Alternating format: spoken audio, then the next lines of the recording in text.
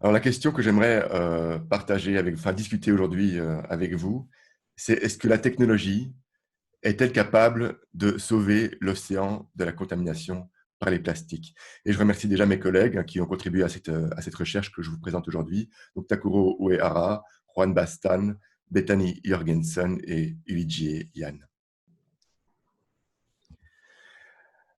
Une première sous-question que l'on pourrait discuter, c'est est-ce que le problème écologique des plastiques est en train de diminuer? Alors certains signes semblent nous montrer que c'est le cas. Aujourd'hui, on nettoie les plastiques dans les océans. Donc il y a encore quelques années, ça aurait semblé être de la science-fiction. Aujourd'hui, on a le projet The Ocean Cleanup aux Pays-Bas ou The Sea Cleaners en France avec le projet Manta. Puis il y en a beaucoup d'autres, je ne les connais pas tous, qui proposent d'aller dans les océans, chercher là où les plastiques se trouvent, les récupérer et les retirer de l'océan pour vraiment nettoyer les océans au niveau mondial. Aujourd'hui, c'est technologiquement de plus en plus possible. Il y a des tests qui ont déjà été faits en mer et c'est une réalité. Donc ça peut paraître quelque chose d'assez formidable et assez prometteur. Ça, c'est des photos et un graphique que j'aurais pris du projet The Ocean Cleanup, ce projet qui a été lancé par Boyan Slat aux Pays-Bas. On voit à droite une image du continent de plastique au nord de la Californie, dans le Great Pacific Garbage Patch. Alors, en lisant le livre de Nelly Ponce cette semaine, j'ai réalisé que cette photo était probablement pas une photo qui était prise dans l'océan de plastique, parce que dans l'océan de plastique au large de la Californie, aux États-Unis, ce sont des microplastiques qui flottent tout juste sous la surface de l'eau, et ce n'est pas tellement des macro-déchets que l'on voit à la surface. Donc, c'est un continent de plastique relativement invisible. Il faut plonger et regarder attentivement pour le voir, mais c'est une zone de l'océan qui est très polluée. Et on voit en haut à droite de cette diapo une carte du monde que j'ai repris d'une étude de Marcus Ericsson et ses collègues. On voit qu'il y a en fait 5 continents de plastique dans les océans du monde, pas seulement celui au large de la Californie, mais le projet The Ocean Cleanup propose d'aller nettoyer celui au large de la Californie. Et qu'est-ce qu'il propose sur le graphique que l'on voit ici à gauche? Donc c'est un graphique où on voit sur l'axe horizontal une échelle de temps, ça démarre en 1970 et ça finit en 2050. Et sur l'axe vertical, la concentration de plastique dans l'océan au niveau de ce continent de plastique au large de la Californie. Donc une concentration qui se mesure en kilogrammes de plastique par kilomètre carré d'océan. On voit qu'au début, dans les années 1970, il y avait une concentration de zéro. Il n'y avait pas de plastique dans ce continent de plastique, continent qui fait 3 fois la taille de la France. Alors, j'ai aussi lu 6 fois, bon, en tout cas c'est très grand, 3 à 6 fois la taille de la France. Et on voit que progressivement, ça a augmenté pour arriver aujourd'hui à un niveau de pollution, enfin de concentration de plastique dans ce Great Pacific Garbage Patch de 11-12 kg de plastique par kilomètre carré. Ça, c'est des données du passé, c'est la réalité. Si on continue sur cette tendance-là, on va suivre la courbe rouge, donc le scénario business as usual, le BAU, donc c'est un scénario laissez-faire que l'on va poursuivre si tout continue à se passer comme actuellement. Et on va arriver en 2050 à une concentration de plastique qui sera 3 fois supérieure à l'actuelle concentration. On va atteindre 30 kg de plastique par kilomètre carré dans ce continent au large de la Californie. Alors, qu'est-ce que propose The Ocean Cleanup? D'aller nettoyer ce continent de plastique et d'infléchir la tendance et de passer de la courbe rouge à la courbe bleue pour arriver progressivement à une concentration de 0 kg par kilomètre carré d'ici 2050. Donc, c'est quand même un projet assez époustouflant et qui peut paraître assez emballant. Mais évidemment, cela mérite une analyse plus en détail parce que peut-on vraiment faire confiance dans les nouvelles technologies? Est-ce que ces technologies peuvent vraiment, vraiment, réellement réduire la contamination plastique des océans et puis aussi des écosystèmes terrestres? Alors moi, ici, je mets un focus, je cible particulièrement le nettoyage des océans, mais je pourrais parler aussi du recyclage, et je pense que Nelly Ponce pourra nous en parler. Toutes ces technologies qui se disent écologiques, est-ce qu'elles offrent vraiment des solutions pleinement satisfaisantes? Euh, alors, ce que je vous ai présenté dans ce graphique n'est pas mensonger, hein, c'est la réalité, mais ce graphique ne montre que les plastiques qui flottent à la surface des océans, donc dans les premiers mètres, dans les 3 premiers mètres, à peu près.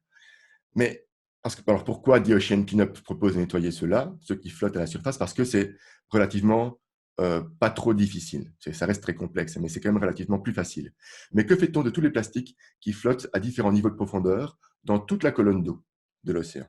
Que fait-on des plastiques qui sont déposés sur les fonds marins, parfois jusqu'à 5 km sous la mer, 6 et même jusqu'à 11 km sous la mer dans les fosses sous-marines? Que fait-on des plastiques échoués sur les plages qui se mélangent au sable et qui arrivent continuellement? Continuellement, l'océan apporte des plastiques sur les plages, ça se mélange au sable. Que fait-on de tous ces plastiques-là? The Ocean Cleanup n'apporte pas, pour le moment, de solution à cette totalité de plastiques. Il se charge que des plastiques flottants. Alors, c'est un problème parce que euh, la quantité de plastique flottant accumulée donc à la surface des océans depuis que l'on consomme du plastique dans le monde, donc depuis les années 50, depuis 1950, jusqu'en 2010, ça représente 268 000 tonnes. Aujourd'hui, ça a peut-être augmenté, je ne sais pas. Aujourd'hui, on est en 2020. En tout cas, en 2010, tout ce qui avait été accumulé à la surface des océans entre 1950 et 2010, c'était 268 000 tonnes plastique flottant. Mais la quantité totale de plastique accumulé dans les océans à l'échelle mondiale, donc qui flottent à différents niveaux de profondeur et qui sont déposés sur les fonds et sur les plages, ça, c'est 79 millions de tonnes. Alors, c'est un chiffre approximatif. Certains diront que c'est moins, d'autres plus. Mais en tout cas, on parle de plusieurs dizaines de millions de tonnes. Les estimations les plus hautes vont même jusqu'à plus de 200 millions de tonnes. Eh bien, les plastiques qui flottent à la surface, c'est 0,3% du total accumulé dans l'océan depuis les années 50. 0,3%. Donc, si on pousse la technologie de nettoyage des océans à son maximum de potentiel, on nettoiera au mieux 0,3% du total des plastiques accumulés dans les océans depuis 1950. Donc, autant dire que c'est dérisoire. Alors, est-ce qu'il faut le faire? Est-ce qu'il ne faut pas le faire? Certains diront, il vaut mieux faire un petit peu que rien du tout. C'est déjà un premier pas. Et là aussi, il y a des contre-arguments que Nelly Pons pourra peut-être développer. Elle en discute dans son livre et je recommande sa lecture. Hein, j'insiste, c'est une vision assez globale et assez intéressante du sujet qui permet d'avoir une perspective large. Donc, évidemment, quelles sont les solutions complémentaires? Si on part sur la technologie de nettoyage des océans, très bien, mais on voit bien que ce sera insuffisant parce qu'au mieux, on ne résoudra que 0,3% du problème. Alors, et puis même, si les technologies de nettoyage pouvaient tout nettoyer dans l'océan, le problème, c'est que chaque année, enfin à chaque seconde même, on envoie des déchets plastiques dans l'océan. Donc, c'est comme si vous vouliez vider une baignoire, vous tirez le bouchon, mais vous laissez le robinet allumé, et l'eau qui arrive dans la baignoire a un débit plus important que l'eau qui s'écoule par le trou d'évacuation. Résultat, le niveau d'eau ne baisse pas. Et donc, c'est la même chose pour les océans. On veut les nettoyer, mais on les pollue en permanence, et cette pollution ne cesse d'augmenter à une vitesse absolument effroyable. Et donc, évidemment, l'idée, c'est pourquoi ne pas aussi développer des solutions où on règle le problème à la source, à savoir sur les continents, c'est-à-dire là où les plastiques sont produits, là où ils sont consommés, et là où ils sont mis à la poubelle, et finissent pour un certain pourcentage dans les océans. Alors, je vais aborder quelques solutions. Donc, comme j'ai dit au début, moi, je suis plutôt, je suis même carrément, mon domaine, c'est l'économie écologique. Donc, je vais présenter des solutions qui relèvent de mon domaine. C'est pas pour ça qu'il n'y en a pas d'autres. Hein. Et puis, je n'ai que 30 minutes de parole, donc je ne peux pas tout dire. Alors, la première solution que les économistes, en tout cas les économistes de l'environnement, seraient tentés de proposer, c'est relancer la croissance économique, relancer la croissance du PIB. Alors, pourquoi pas? Certains apprécieront, d'autres moins, mais ça ne mange pas de pain de tester cette hypothèse. Donc, nous, on l'a testé hein, en construisant des modèles. Alors, pourquoi la croissance économique pourrait résoudre le problème des plastiques? Eh bien, ça relève d'une théorie assez connue en économie environnementale. C'est la théorie de la courbe environnementale de Kuznets. Donc, vous avez la courbe stylisée ici dans un graphique théorique, en bas à droite. Donc, la courbe environnementale de Kuznets, c'est une courbe dont l'équation est uniquement basée sur un facteur explicatif, le PIB par habitant, donc le revenu moyen des habitants d'un pays. Sur l'axe horizontal de cette courbe, vous avez le revenu moyen par habitant, donc c'est le PIB divisé par la population, donc ce sont des euros par an gagnés par les habitants d'un pays. Ça, c'est l'axe horizontal. Et l'axe vertical, vous avez un indicateur environnemental, une émission polluante par habitant, donc en tonnes émises par habitant et par an. Dans notre cas, ce sera des tonnes de plastique, des tonnes de déchets plastiques mal gérés qui ont une très forte chance de finir dans l'écosystème. Alors, que dit la théorie de la courbe environnementale de Kuznets? C'est une théorie qui se passe en 3 phases. La phase 1 de la courbe, c'est une phase montante. Le revenu par habitant augmente, le pays est en phase de croissance économique, c'est typiquement les pays émergents. Et donc, les gens deviennent de plus en plus confortables sur le plan économique. Ils peuvent commencer à consommer des biens et des services. Forcément, en consommant des biens et des services, ils finissent par mettre leurs biens à la poubelle parce que tout bien a une fin de vie, s'use et à la fin il ne fonctionne plus, on le met à la poubelle. Dans les pays en développement ou dans les pays émergents, le système de collecte et de traitement des déchets n'est généralement pas encore à son top, par manque de moyens, tout simplement. Et donc, lorsque les gens mettent leurs biens, leurs déchets à la poubelle, ça finit tôt ou tard dans l'écosystème. Et puis, avec les pluies, les vents, les rivières, les ruisseaux, les fleuves, une partie finit dans les océans. Et c'est une partie importante. Mais à mesure que les gens deviennent de plus en plus confortables au niveau économique, ils arrivent à la phase 2, le sommet de la courbe. Le revenu a encore augmenté, ils ont un meilleur niveau de vie et ils peuvent petit à petit. Et là, leurs déchets, leurs émissions polluantes, ici les déchets plastiques, arrivent à un maximum. Il ne va plus augmenter. Et ils vont entamer la phase 3, la phase déclinante. Ce n'est pas le revenu qui décline. Hein. Les revenus, eux, ils continuent à augmenter. Les gens deviennent de plus en plus aisés, mais leur pollution se réduit. Ils rejettent moins de déchets plastiques. Pourquoi? Bon, on peut invoquer plusieurs éléments, mais les plus évidents, c'est tout simplement les gens déjà sont plus dans une lutte pour la survie. Ils ont plus de temps et plus d'énergie mentale pour se dire, tiens, mes conditions d'existence ne sont pas à leur top, la qualité de mon environnement n'est pas géniale, j'exige des améliorations. Il faut un espace mental, il faut un espace de temps. Quand on n'est plus dans la survie, qu'on n'a pas 2 ou 3 boulots à mi-temps, quand on ne se pose pas des questions de comment finir le mois, on est plus capable de se poser ces questions-là et d'exiger des conditions écologiques plus acceptables pour soi et sa famille. Et puis les gens aussi, un meilleur niveau de vie, ils ont éventuellement plus été à l'école, ils ont plus de ressources pour défendre leurs droits, pour converser, parler avec un avocat, entamer des recours judiciaires. Et ça se fait, hein, il y a des populations en Inde, dans certains pays d'Afrique, qui font des recours judiciaires pour des cas environnementaux. Ils ont aussi plus de moyens financiers pour payer l'avocat, ça coûte quand même très cher. Et enfin, un dernier point, pourquoi cette phase 3 est possible selon la théorie de la courbe environnementale de Kuznets? Mais parce que le gouvernement dirige un pays qui est plus riche, donc il prélève plus d'impôts, plus de taxes, et le budget public est suffisant pour investir dans des technologies de collecte, de gestion, de traitement des déchets. Parce que si la population demande, mais que le pays n'a pas les moyens, il ne se passera rien. Et donc, c'est toute cette théorie de la courbe environnementale de Kuznets. En phase 3, la pollution par habitant finit par diminuer. Et vous voyez, la courbe à la fin tend vers zéro. Hein. On arrive vers presque zéro déchet plastique par habitant et par an. Voilà pour la théorie. Alors nous, on a testé cette théorie. On a pris alors toutes les données que j'ai présentées, tous les résultats reposent sur des données de la Banque mondiale. Ces données sont disponibles en ligne et elles sont publiques, vous avez tous accès, vous pouvez tous aller vérifier ce que je vous raconte. Et si vous cliquez dans le lien en bas de cette diapo, vous aurez accès à notre article en version préprint et vous avez toutes les références et tous les liens pour aller chercher ces données. Sur ce graphique, on a un axe horizontal qui est le PIB par habitant, donc le revenu moyen par habitant, dans 141 pays dans le monde.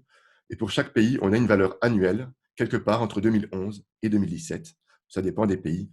On s'est basé sur les données disponibles sur la Banque mondiale. Donc, c'est une base de données la plus récente qui soit. Il n'y a pas plus récent pour le moment. Ça, c'est l'axe horizontal, le revenu moyen par habitant.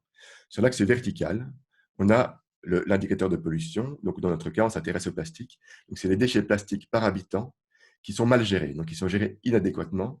C'est mesuré en kilos par personne et par an. Alors, qu'est-ce qu'on a défini quand on dit gérer inadéquatement? On considère que ce sont les déchets plastiques entreposés en décharge non contrôlée ou en décharge à ciel ouvert. Et donc, il y a de fortes chances que ça finisse dans l'écosystème. Ou des déchets plastiques qui sont collectés et qui sont déversés directement dans les rivières ou dans la mer. Voilà. Donc, on peut quasiment considérer que c'est les déchets plastiques qui arriveront tôt ou tard dans l'écosystème. Les losanges bleus, c'est les données observées que l'on a reprises sur le site de la Banque mondiale.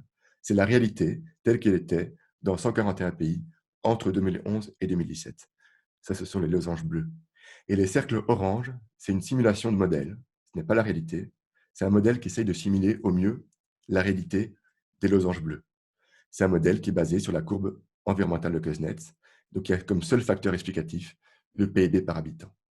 On voit qu'on a bien une courbe en cloche, hein, qu'on appelle aussi courbe en U inversée, comme le veut la théorie de Kuznets, et qui dit bien qu'au début, quand on est pauvre, quand un pays est pauvre, il émet peu de plastique. Plus il s'enrichit, plus il en émet. Et puis, passé un certain seuil de richesse, le pays continue à s'enrichir et il en émet de moins en moins pour tendre vers zéro. Alors, on a fait les tests statistiques et c'est statistiquement significatif. Euh, le problème, c'est que le R carré est de 0,11. Alors, pas de souci pour ceux qui n'aiment pas les stats. R carré égale 0,11, ça veut simplement dire que le PIB par habitant n'explique que 11% du problème de la pollution plastique. Et c'est statistiquement significatif. Donc le PIB par habitant est un bon indicateur, mais il est totalement insuffisant pour comprendre la problématique et totalement insuffisant pour trouver des solutions pleinement satisfaisantes. Voilà, ça, c'est une première conclusion de notre travail. Donc, évidemment, on s'est dit, ben, on va développer un autre modèle que celui de la courbe environnementale de Kuznets parce qu'il faut le compléter. On a construit un modèle qu'on a appelé tout simplement modèle numéro 1. Dans ce modèle 1, on garde le PIB par habitant, comme dans la courbe de Kuznets, mais on a ajouté 4 autres variables explicatives. La première, c'est le contrôle de la corruption et des lobbies. Alors ça, encore une fois, c'est un indicateur chiffré qu'on a été reprendre sur le site de la Banque mondiale, qui évalue pays par pays dans le monde entier le niveau des politiques de contrôle de la corruption et des lobbies. Alors, comment la Banque mondiale définit la corruption? La Banque mondiale nous dit qu'il y a corruption quand le pouvoir public est exercé à des fins privées, y compris les petites et les grandes formes de corruption, et quand l'État est contrôlé par les élites et les intérêts privés. Donc ça couvre vraiment la corruption et également les lobbies industriels et financiers. On a également euh, pris en compte le pourcentage de population urbaine, parce que quand on vit en ville, il est moins facile de ne pas consommer des produits suremballés, de ne pas consommer des produits plastiques à usage unique qui finissent à la poubelle dès leur première utilisation. Et donc le pourcentage de population urbaine est important à prendre en compte. On a également pris en compte la culture, les mentalités et les valeurs qui diffèrent suivant les pays dans lesquels nous habitons. Et enfin, on a pris en compte le tourisme sur les toutes petites îles, parce que les petites îles dans le monde, je pense aux îles Canaries, par exemple, euh, c'est des petites populations, mais un afflux de tourisme, le tourisme est absolument gigantesque. Et donc, ça génère beaucoup de déchets. Ça, c'est pour le modèle numéro 1. Retenons simplement que le modèle 1 inclut notamment les politiques de contrôle, donc de lutte contre la corruption et de contrôle de l'influence des lobbies, en plus des autres paramètres. Voici le résultat. Donc c'est le même graphique que précédemment, sauf qu'à la place des cercles oranges, on a les cercles bleus qui reflètent les résultats du modèle 1, qui essaye d'estimer au mieux la réalité. Alors à ce stade de mon exposé, j'essaie de vous montrer comment on a construit les modèles, pour vous montrer qu'ils reflètent relativement bien la réalité. Après, nous verrons ensemble ce qu'on a fait avec ces modèles pour essayer d'étudier des solutions qui pourraient résoudre le problème des plastiques dans les écosystèmes. Alors, ces cercles verts qui reflètent donc les résultats du modèle 1, on voit bien qu'ils sont mieux dispersés que les cercles oranges vus précédemment, et donc ils correspondent mieux aux losanges bleus, c'est-à-dire aux données observées à la réalité. Euh, voilà pour le modèle 1. Et on s'est dit, on devrait inclure l'éducation dans le modèle, parce on avait lu avec mes collègues pas mal de littérature en sociologie, en sciences humaines sur la pollution en général, et les déchets également. Et on a bien vu que dans la littérature scientifique, l'éducation est très importante. Alors, on n'a pas réussi à inclure la variable éducation dans le modèle 1. Statistiquement, ça ne marchait pas. On a dû construire un autre modèle qu'on a appelé modèle 2. Dans ce modèle 2, on prend en gros les mêmes paramètres, les mêmes variables que précédemment. On a remplacé les politiques de lutte contre la corruption par l'éducation. Et on a chiffré l'éducation sur base d'un indicateur assez simpliste, malheureusement, faute de données. Hein. C'est le nombre moyen d'années d'études pour les personnes de plus de 25 ans. Voilà. On a gardé le PIB par habitant, on a gardé le pourcentage de population urbaine, la culture et les mentalités qui diffèrent suivant les pays, et le tourisme sur les petites îles. Retenons que le modèle 2 cible spécifiquement l'éducation, en plus des variables que je viens d'énoncer. Voici le résultat. Ce sont les cercles roses. Les cercles roses reflètent encore mieux cette dispersion des points observés, hein, des losanges bleus, et donc il nous a semblé qu'ils reflétaient encore mieux la réalité. Mais dans l'article qui va paraître prochainement dans la revue Ecological Economics, on a fait des tests statistiques supplémentaires et on se rend compte que le modèle 2 est peut-être un peu moins fiable que le 1, sous réserve. à voir. On ira plus loin plus tard. En tout cas, nous, maintenant, on va utiliser le modèle 1 et le modèle 2 pour étudier l'éducation et l'influence de la corruption et des lobbies sur la pollution plastique. Voilà, j'ai fini de vous montrer comment nos modèles fonctionnent. Maintenant, qu'est-ce qu'on va en faire? La première simulation, on a simulé un scénario si on ne fait rien. Donc, c'est ce qu'on appelle en anglais le scénario business as usual, BAU, vous verrez BAU sur certains graphiques. Donc, si on ne fait rien, qu'est-ce qui va se passer? Ça, c'est le graphique de droite. On a simulé une réalité entre 1990 et 2050. Donc, sur l'axe horizontal, je n'ai pas mis l'échelle de temps, j'ai mis le PIB mondial. Donc, c'est le revenu de chaque pays. On a fait la somme de tous les revenus annuels des pays et on obtient le PIB mondial, donc le produit intérieur brut euh, sur l'axe horizontal. Donc, on était à 40 milliers de milliards de dollars en 1990, à gauche sur le graphique, et on arrivera en 2050, probablement, si les projections sont correctes, à 300 milliers de milliards de dollars de PIB mondial en 2050. Voilà. Ça, c'est la borne inférieure et supérieure de l'axe horizontal du graphique. Sur l'axe vertical, on a la quantité annuelle mondiale de déchets plastiques mal gérés. Donc, de nouveau, qui finiront tôt ou tard dans l'écosystème, une forte pluie, une rivière qui déborde, un coup de vent, etc. Et qu'est-ce qu'on voit? Eh bien, on voit que la théorie de la courbe environnementale de Kuznets, bof, bof. Regardez le modèle 2. Le modèle 2, donc c'est la courbe bleue, il nous montre qu'on a en effet une courbe en cloche. Donc, la théorie de Kuznets n'est pas complètement à côté de la plaque, mais elle ne retombe pas à zéro. On dirait qu'elle ne va jamais arriver à zéro. En 2050, on ne sera pas à zéro. En 2050, donc tout à fait à droite sur le graphique, on émettra encore chaque année 61 millions de tonnes par an de déchets plastiques mal gérés. C'est gigantesque. C'est à peine mieux que ce qu'on faisait en 1990. Et ça, c'est le modèle optimiste, hein, le modèle qui est basé sur l'éducation. Il est optimiste parce que dans la plupart des pays du monde, le nombre d'années passées à l'école est en augmentation. Mais, donc ça, c'est au mieux. Mais au pire, si c'est le modèle 1 qui a raison, celui qui est plutôt basé sur la corruption et les lobbies, en 2050, on émettra chaque année 110 millions de tonnes de déchets plastiques, euh, avec une forte chance de finir dans les écosystèmes. Vous voyez, la théorie de Kuznets qu'on voit sur le graphique à gauche n'a pas l'air de fonctionner pleinement. Si on mise tout sur la croissance, c'est ça que ça veut dire, ce que je viens de dire. Si on mise tout sur la croissance économique, si on croit en ce dogme de la croissance économique qui peut tout résoudre dans le monde, on n'y arrivera pas.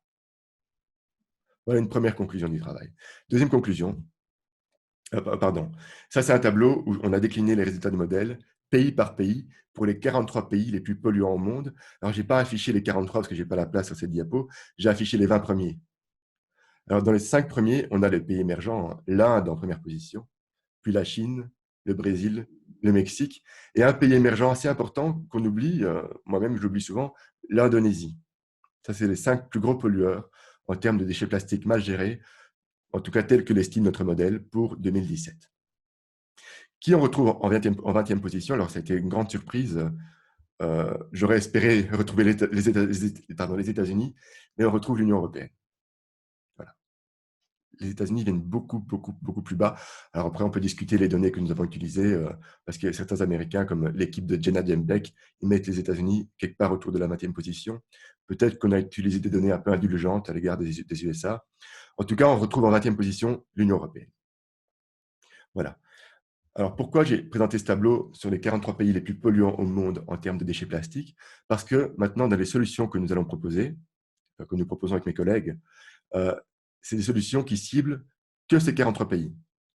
Alors, pour une première raison, pour un souci de réalisme, de faisabilité, fonctionner avec 197 pays dans le monde, ce serait génial, mais c'est probablement illusoire. C'est une tâche d'une ampleur probablement inatteignable. Et donc, il vaut mieux travailler avec un plus petit nombre de pays, mais avancer ensemble, que de travailler avec tout le monde et n'arriver nulle part. Et 43 pays, c'est déjà beaucoup, hein. C'est même peut-être beaucoup trop. Jenna Jenbeck, dans un article publié dans Science, elle propose de travailler avec les 20 pays les plus polluants. Mais nous, en prenant les 43 pays les plus polluants, on couvre en fait 91% de la pollution mondiale de plastique. Donc, c'est déjà pas mal. Alors, qu'est-ce qu'on propose dans ce graphique?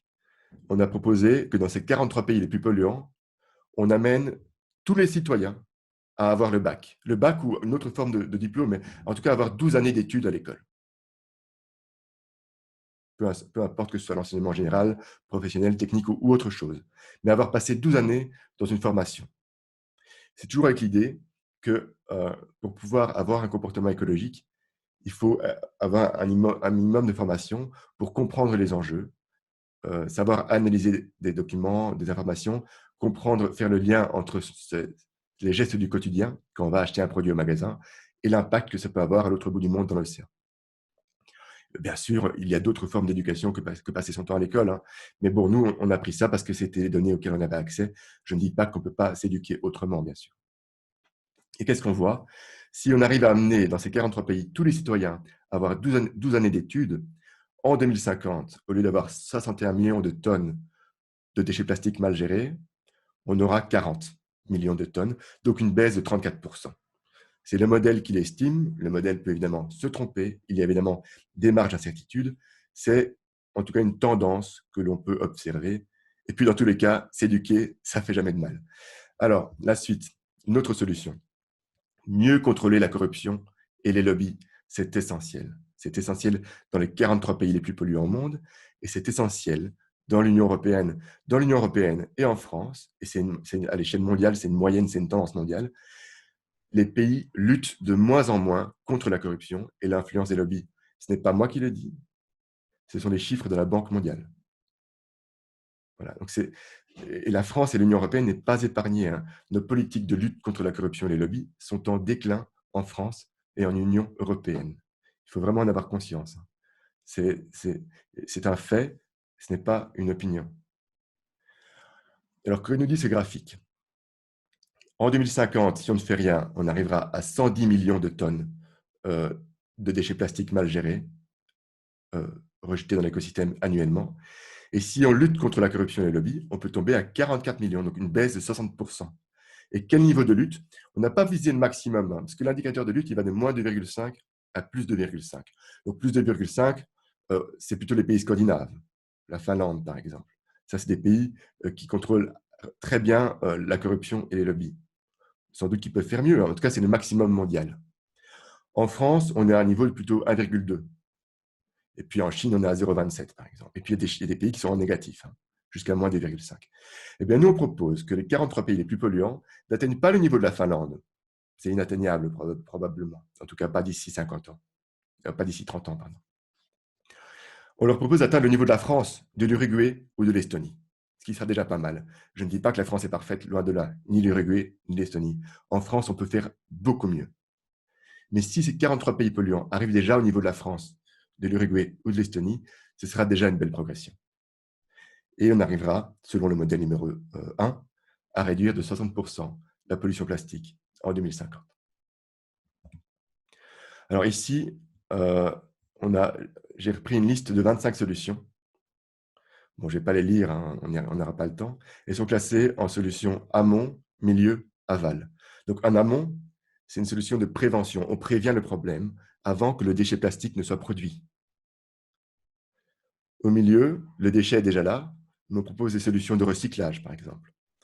En aval, le déchet est déjà dans l'écosystème et on va le nettoyer. Voilà, pour faire bref, hein, le tableau est beaucoup plus complexe que ce que je viens de dire.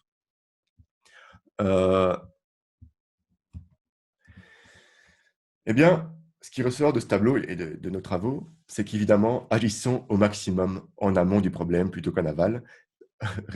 Évitons que le problème ne se pose. Et ça, ce sont les 13 premières solutions du tableau. Je vous laisserai les lire à votre aise dans la vidéo qui sera disponible en ligne ou dans le lien que vous voyez ici en bas de la diapo. Nos travaux suggèrent aussi très fortement que concentrer les efforts sur une solution unique en aval du problème, comme par exemple nettoyer les océans, ce ne sera pas suffisant. Il faut combiner plusieurs stratégies. Il faut des stratégies en amont du problème, donc éduquer, contrôler la corruption et les lobbies, organiser un autre mode de consommation, arrêter de tout jeter, favoriser les repair cafés, ces cafés de quartier où on peut aller rencontrer ses voisins et réparer ensemble nos objets qui ne fonctionnent plus. Interdire les plastiques à usage unique, bouteilles en plastique incluses, hein. Les bouteilles en plastique ne sont pas interdites par la nouvelle directive européenne. Elles sont sorties de la directive européenne. Et là, on peut se poser la question de pourquoi. Mettons en place des stratégies au milieu, quand les stratégies en amont n'ont pas pu être mises en place assez tôt. Organisons le recyclage, peut-être. Et là, Nelly Pons pourrait nous dire pourquoi le recyclage est très loin d'être une solution miraculeuse. Mais aussi, pensons au consignage des bouteilles. Les bouteilles consignées, c'est essentiel. Ça se faisait beaucoup dans les années 80. Pourquoi on ne le fait plus aujourd'hui? Et là, les lobbies ont aussi eu leur mot à dire, bien malheureusement. Et les stratégies en aval, eh bien, comme nettoyer les océans, les plages ou filtrer les estuaires, pourquoi pas, mais vraiment que quand les autres stratégies ont été poussées au maximum de leurs possibilités. Et là encore, il y a même des voix qui s'élèvent contre le nettoyage des océans. Alors, je vais nous laisser sur quelques questions à creuser. J'ai parlé de la corruption et des lobbies. Alors moi, je les ai étudiés d'un point de vue macroéconomique, mais je n'ai pas de vision de terrain. J'en ai un tout petit peu, mais assez peu. Comment cette corruption, comment ces lobbies influencent les politiques sur le terrain, concrètement? Un autre point important, tous les modèles que je vous ai présentés reposent sur les données de la Banque mondiale. Alors, la Banque mondiale, c'est une base de données formidable, hein. C'est énormément de données, on peut en faire plein de choses. Mais malheureusement, la Banque mondiale ne nous donne que les rejets de plastique, que les déchets plastiques rejetés par les ménages, donc par les citoyens, les consommateurs. Que fait-on des déchets industriels, de la pêche industrielle, de l'agriculture intensive, de l'industrie des plastiques, du transport maritime international? On n'a pas de données. Pourquoi? Pourquoi la Banque mondiale ne publie pas de données sur les déchets industriels et que sur les ménages? Ça veut dire que moi, avec mes recherches, je participe à culpabiliser les ménages et à occulter la pollution industrielle. Est-ce que j'ai vraiment envie de faire ça? Mais je n'ai pas les données pour faire mieux. Quel type de pédagogie et de politique d'enseignement faut-il développer pour réduire la pollution plastique? Je n'ai pas pu l'aborder. Je n'ai pas eu accès à des données pointues là-dessus. On doit développer les données pays par pays sur les différents types de pédagogie et de politique d'enseignement. C'est essentiel. Pourquoi ce n'est pas fait? Je pose la question, je n'ai pas la réponse. Et les solutions non technologiques, qui sont celles que j'ai présentées par exemple, mais il y en a beaucoup d'autres, elles sont plus susceptibles de réduire la pollution plastique. Alors pourquoi miser tout sur la technologie, sur le recyclage, les technologies de recyclage, les technologies de nettoyage des océans? Pourquoi pas réfléchir à comment organiser la vie sur un territoire? Comment trouver un meilleur équilibre entre la population, entre la vie urbaine et la vie rurale? Je ne l'ai pas dit, mais dans notre modèle, on montre que la vie rurale émet moins de déchets plastiques mal gérés. L'éducation, la corruption, j'en ai parlé. Le sens de la croissance économique. Pourquoi ne réfléchit-on pas plus au sens de la croissance économique? Pourquoi toujours faire croître ce PIB? Alors, on y réfléchit de plus en plus, hein. Il y a encore 5 ans, à la radio, à la télé, on ne parlait jamais, on ne remettait jamais en question la croissance économique. Je l'entends de plus en plus, mais c'est très largement insuffisant. Pourquoi pas réfléchir à mettre en place des politiques de déchets, non pas seulement du point de vue technique, mais aussi qui repensent la consommation autrement? C'est quoi un déchet? Est-ce qu'un déchet doit vraiment finir à la poubelle? Est-ce qu'un déchet ne peut pas être réparé pour retrouver un nouvel usage? Voilà les questions que je creuse, donc je ne creuse pas justement, que je soulève et qui restent encore à creuser. J'en ai terminé, donc je vous remercie pour votre écoute et je vais laisser maintenant la parole à Nelly Pons. Je vais départager mon écran, si j'y arrive. Merci Mathéo. Avec plaisir. Tu as des questions, on en les garde pour la fin? Oui. Okay.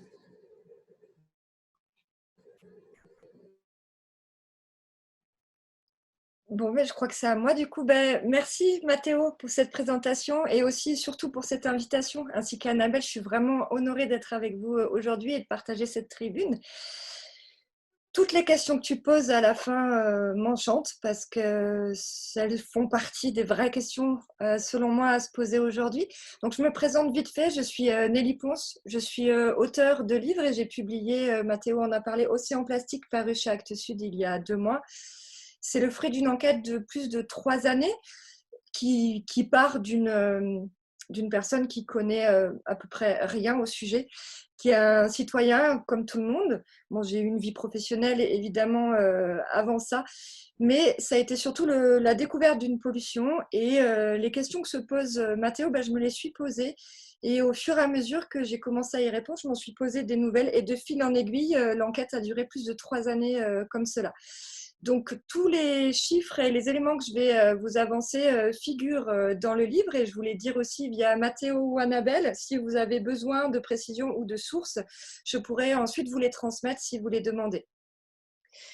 Alors, la question sur laquelle Mathéo m'a demandé d'intervenir, c'est justement cette question de comment ça fonctionne en fait. Comment tout ça, ça fonctionne? Parce que la question du, ou plutôt des plastiques, est un sujet à la fois très simple, qui nous environne quotidiennement. Regardez mon stylo, mon bureau, on est plein de plastique, et en même temps extrêmement complexe. Donc, j'ai choisi justement cet axe, comme ça a été dit par Mathéo, le fonctionnement des lobbies aujourd'hui. Alors, qu'est-ce que c'est qu'un lobby déjà? Qu'est-ce qu'on désigne comme un lobby? Le processus est naturel, c'est-à-dire que quand on a un gouvernement et des décisions publiques qui se prennent, il y a une consultation des acteurs économiques et puis des acteurs qui représentent la société civile, qui sont plutôt représentés par les ONG. Et donc, quand un gouvernement travaille, il va consulter de manière très naturelle un petit peu tous les acteurs de la société. Ce qu'on appelle un lobby, c'est chacun de ces acteurs va, dans ces réunions-là, défendre ses intérêts. Jusque-là, tout est logique et tout est normal. Le problème que l'on peut rencontrer, c'est quand on a une différence de rapport de force et quand on a des lobbies économiques qui vont prendre le pas et dont les positions vont être suivies majoritairement par les politiques publiques, les réglementations et les gouvernements. En matière de plastique, effectivement, on peut se demander si ce n'est pas ce qui est en train de se passer, du moins pour une grande partie du sujet. Et là, je vais vous exposer un petit peu ce que j'ai appris durant mon enquête, où j'ai rencontré des ONG qui sont présentes dans les réunions ministérielles.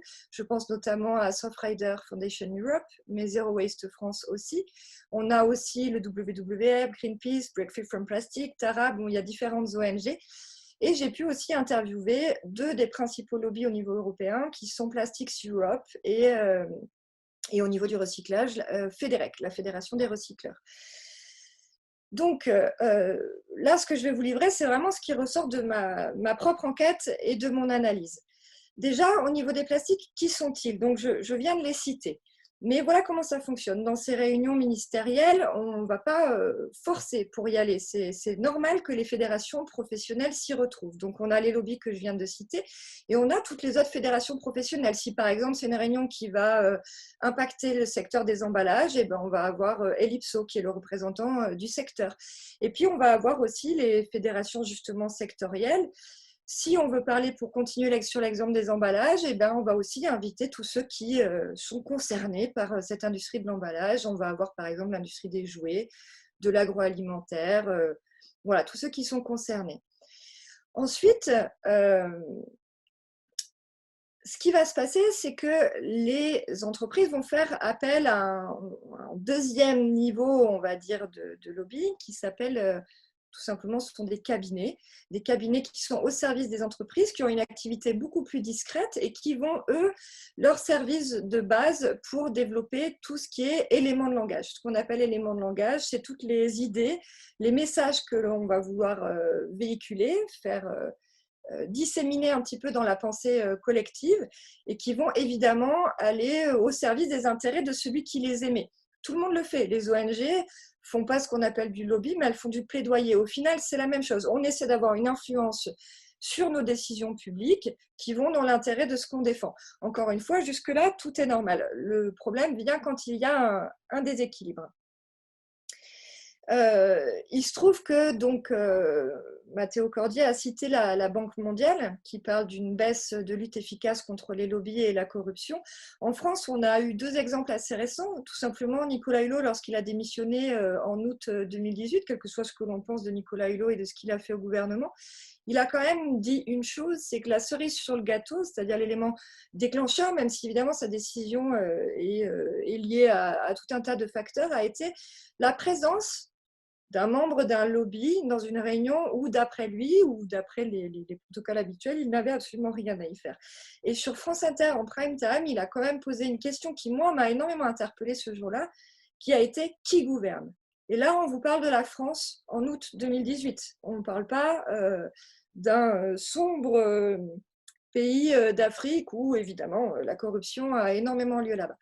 On est vraiment ici chez nous. On a aussi un deuxième exemple qui a été pareil, médiatisé, donc je peux le citer sans risquer de me tromper, qui est Brune Poirson, qui était secrétaire d'État au ministère de la Transition écologique, sous d'ailleurs Nicolas Hulot, et qui a piloté la loi anti-gaspillage pour une économie circulaire, qui est encore en cours d'application en France, et qui, au moment du début de la pandémie et de la crise sanitaire liée au Covid-19, a dit des lobbies, nous avons, en travaillant sur cette loi, essayé de les faire sortir par la grande porte. Et voilà qu'à travers des éléments de langage, et on pourra en parler tout à l'heure si vous le voulez, notamment sur le caractère hygiénique ou soi-disant hygiénique du plastique, sont en train de revenir par la fenêtre. Elle l'a dit officiellement dans les médias. Donc, nous, en France, on n'est pas meilleur qu'ailleurs, on a aussi nos problématiques. Maintenant, voilà, on a vu à peu près qui ils étaient, quelles sont les stratégies et les modes opératoires. La première des choses, ça va être de gagner du temps. Parce que souvent, les grandes entreprises sont quand même à l'avant-garde de nos sociétés et elles sentent quand les vents tournent et elles ont besoin tout simplement de gagner du temps pour développer leur nouvelle stratégie de développement, pour réorienter les chaînes de production, etc. Donc les décisions trop rapides vont les fragiliser, les mettre en difficulté. On va créer beaucoup de confusion autour d'un sujet et on va essayer de gagner du temps. La deuxième élément stratégique qu'on a pu identifier, c'est de faire baisser ou échouer carrément les ambitions réglementaires qui vont gêner l'activité. Donc là, on va avoir à faire avec différents modes opératoires qu'on va voir plus tard. Et puis la troisième stratégie, ça va être de pousser au développement d'activités qui vont en notre faveur. Jusque-là, il n'y a rien de sorcier. Comment ils s'y prennent? On a déjà parlé des éléments de langage et des idées reçues. Et là, avec le plastique, je trouve que le sujet il est génial parce que c'est un cas d'école. On a vraiment plein de cas. Je vais essayer, dans le temps qui m'est imparti, de vous en donner quelques-uns qui sont particulièrement intéressants, voire croustillants selon l'esprit avec lequel on les regarde. Ils vont aussi financer des études qui vont dans le sens des idées qu'ils cherchent à véhiculer. Là, on en parlera aussi. Ils vont faire une pression directe vis-à-vis des décideurs. Par exemple, ça va être une pression, surtout un chantage à l'emploi. Là, on parle de l'industrie de la plasturgie, on parle de la 7e industrie au niveau européen. Ça représente à peu près 60 000 entreprises, 1,5 million de salariés. On peut imaginer qu'un gouvernement va avoir des difficultés à aller dans des directions qui ne favorisent pas cette fameuse croissance économique dont Matteo Cordier a longuement parlé, parce qu'il y a un enjeu économique, social, humain, c'est complexe. Et évidemment, les lobbies vont énormément jouer là-dessus. Et la dernière des choses, c'est quand ils n'arrivent pas à ce que les décisions aillent dans leur sens, ils les attaquent purement et simplement, comme Plastics Europe l'a fait récemment en faisant un recours au niveau européen contre l'interdiction du bisphénol A, la reconnaissance du bisphénol A comme un perturbateur endocrinien. Et là, c'est un exemple qui est particulièrement intéressant puisqu'il aura fallu 8 ans de lutte entre les plaidoyers des ONG, les lobbies et les gouvernements pour qu'une seule substance sur des milliers d'additifs chimiques qui sont utilisés dans les plastiques soit reconnue officiellement comme perturbateur endocrinien. Alors, on peut dire que c'est gênant pour le monde de l'industrie, mais pas tant que ça, parce qu'en fait, elle a été remplacée par des bisphénols S et des bisphénols F, qui, au vu des dernières études, poseraient les mêmes problèmes sanitaires, voire supérieurs. Mais ça, je referme ma parenthèse, mais c'est pour montrer que parfois on a l'impression de progresser et puis en fait, on a un déplacement de problèmes ou de pollution qui n'est pas forcément visible au niveau du grand public. Voilà pour les stratégies et les modes opératoires. Donc, je le disais, le problème, ce n'est pas l'existence des lobbies.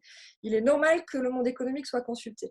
Le problème, c'est le rapport de force et le poids prépondérant de ce secteur qui va ensuite nuire à toutes les autres solutions pour qu'on aille réellement vers des sorties de nos crises environnementales, qu'elles soient liées au changement climatique, à la pollution plastique et à bien d'autres. Du coup, j'ai essayé de ne pas prendre trop de temps pour laisser la place aux questions, mais j'ai envie de vous donner quand même des exemples, parce que c'est à travers ça qu'on va comprendre. Dans les éléments de langage et les idées reçues qui ont la vie dure, et là je souriais quand j'entendais Matteo parler, parce que je trouvais ça justement génial, c'est que quand on interviewe un lobby, la première chose qu'il va dire, c'est la faute aux citoyens. En fait, il n'y a pas de problème avec les plastiques, le seul problème, c'est qu'il n'a rien à faire dans la nature. Donc, je n'ai pas le temps ici de vous démonter les arguments, mais je le fais dans le livre et je suis en train de préparer un récapitulatif sur les idées reçues pour communiquer autour. Mais c'est évidemment pas si simple que ça. Je donne juste un chiffre pour montrer, et c'est justement quelque chose que je n'ai pas compris dans l'étude de Matteo, si les microplastiques et les nanoplastiques sont pris en considération dans les statistiques ou si on est uniquement sur les macrodéchets.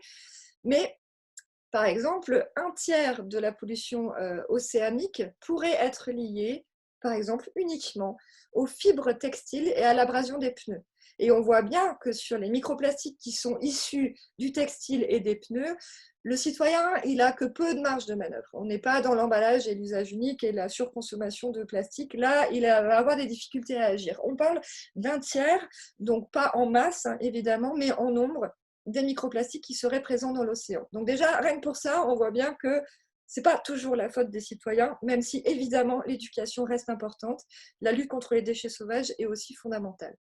La deuxième chose qui m'a fait beaucoup rire ou profondément énervé selon les jours, c'est tout ça, c'est la faute aux pays d'Asie. Donc justement, les études qu'a montré Matteo, qui ont aussi été mis en avant par une super équipe de Jenna Jambeck aux États-Unis qui nous a fourni énormément de chiffres, on voit toujours que les pays d'Asie font partie des pays où les déchets plastiques sont les plus mal gérés. C'est une réalité que je ne cherche pas à nier. Mais encore une fois, là où je dis que c'est une idée reçue, c'est que quand on analyse cette réalité, elle est loin d'être aussi simple et aussi limpide que ce qu'on peut vouloir le penser. Notamment, les pays de l'OCDE exportent 70% de leurs déchets plastiques dans des pays qui ne sont pas prêts à les accueillir et à les traiter. On ne sait pas les traiter dans nos pays. Comment est-ce qu'on peut imaginer qu'ils vont le faire? Donc, nos chiffres de déchets bien gérés sont faussés par des transferts de déchets et les chiffres mal gérés de ces pays-là sont grossis. Il y a d'autres arguments dans lesquels je n'ai pas le temps de rentrer, mais ça, c'est un deuxième élément de langage que vous allez beaucoup entendre, qui sont aussi relayés dans certains grands médias, et qu'il est important de relativiser quand on cherche à comprendre le sujet pour aller vers des solutions qui soient durables. Ensuite, donc il y a les éléments de langage et les idées reçues. Derrière, il y a ce qu'a pointé justement Matteo, et c'est là notre sujet aujourd'hui, c'est que en fait, pour cette histoire de sacro-sainte croissance et cette histoire de pression économique sur les gouvernements, on va avant toute chose privilégier des solutions technologiques, quand bien même elles ne sont pas au point, on va le masquer, ou même quand elles ne sont absolument pas efficaces. Le nettoyage des océans, par exemple, je ne débat pas sur son utilité, mais je dis comme Matteo que, ça résoudra que extrêmement partiellement le problème, et en plus, ça ne prend pas en compte la dimension des micro et des nanoparticules, qui est quand même la partie la plus invisible de l'iceberg de la pollution, mais de loin quasiment la plus problématique. Bon, là, on a parlé de nettoyage, mais j'ai envie de vous donner 3 exemples, dont le recyclage, qui était visiblement attendu par Matteo aujourd'hui.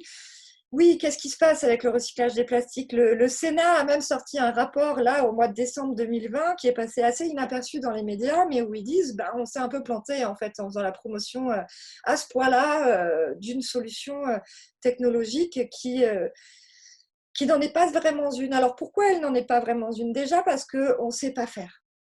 Concrètement, on ne sait pas recycler les plastiques, les déchets plastiques. On sait recycler quelques résines uniquement, et le plastique en soi n'existe pas. En fait, les plastiques, ce sont une famille de centaines de matériaux différents, dont certains sont même des multicouches ou des copolymères qu'on ne sait pas gérer en termes de fin de vie.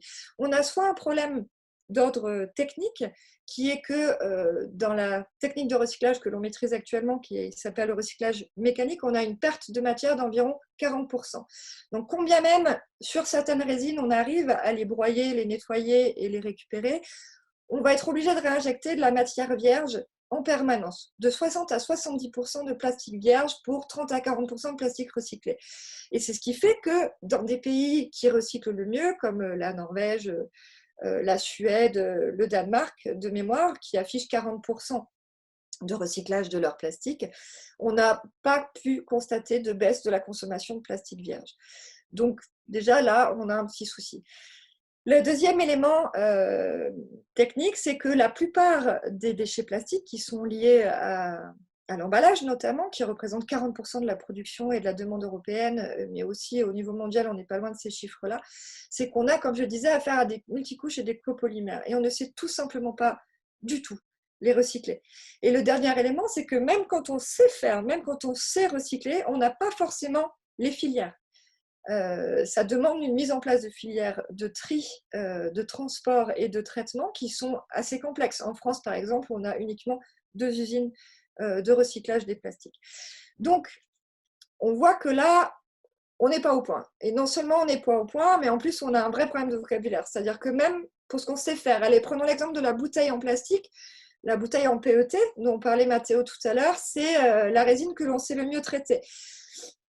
En réalité, on ne la recycle que rarement. Recycler, ça voudrait dire faire une boucle fermée. C'est-à-dire à partir d'un produit, on produit le même produit avec les mêmes propriétés.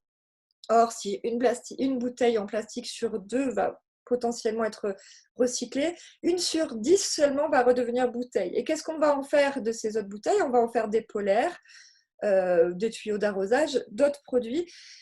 Et là, on va se dire, ben, c'est pas grave, quand bien même, certes, appelons un chat, donc on ne recycle pas, on décycle, de l'anglais downcycling, et c'est toujours bien, sauf que notre polaire va perdre quelques centaines de milliers de fibres textiles non biodégradables à chaque lavage en machine qui vont aller se répandre dans l'environnement.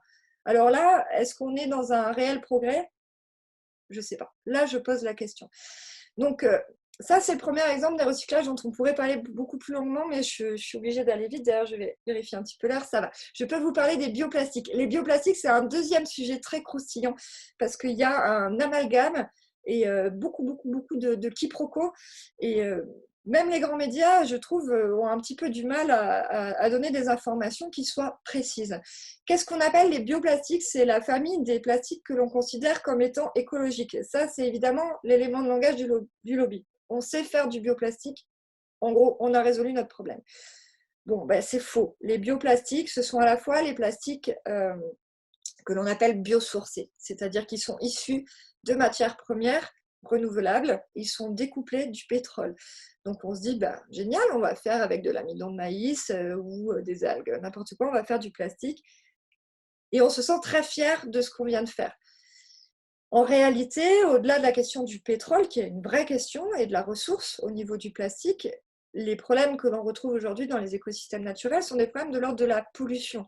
Et le plastique, quelle que soit la matière première que l'on utilise, à partir du moment où il va passer par les mêmes transformations chimiques qui vont lui donner ses propriétés, qui vont lui permettre de fabriquer un objet en plastique, sa structure moléculaire finale va être la même. Et il ne sera pas nécessairement biodégradable. Donc il faut comprendre que biosourcé n'est pas égal à biodégradable. Dans la famille des bioplastiques, on a aussi les plastiques compostables. Vous voyez, les hockey compost. Donc là, j'ai vu de mes propres yeux une personne très éduquée, hein, pour répondre à Mathéo, qui est même enseignante, qui, une fois qu'elle avait son sac plastique hockey compost et qu'elle avait un déchet moisi, alimentaire très moisi, elle ne voulait pas se salir les mains, est allée déposer tout simplement ce sac en forêt. Ce qu'elle n'avait jamais fait avec un plastique conventionnel. Mais c'est OK compost, sauf qu'en vrai, ce plastique-là ne se décomposera jamais dans la forêt. Il va se fragmenter en microparticules qui ne disparaîtront qu'au bout d'un certain nombre de siècles et qui vont embarquer avec elles l'activité des vers de terre, pour ne parler que. Qu'est-ce qui se passe en fait? C'est qu'un plastique compostable est compostable uniquement en conditions industrielles, dans des conditions que l'on ne retrouve pas dans la nature. Et il se trouve qu'en plus, les filières pour collecter ces sacs n'existent pratiquement pas du tout à certains endroits et très peu à d'autres. Donc, ils ne se composteront même pas dans votre compost ménager, si vous voulez essayer. Donc là aussi, on a une confusion qui est énorme. Je vais abréger un petit peu sur les bioplastiques, mais juste pour vous dire, on doit à l'équipe de Thomson en Angleterre, qui est le découvreur des microplastiques justement en 2004, une étude sur la biodégradabilité des différents sacs plastiques. Ils en ont testé 5 différents, dont les biodégradables. Et il se trouve que ces derniers, qui étaient dits biodégradables, au bout de 3 ans passés dans les sols ou dans l'eau, étaient encore capables de porter les courses.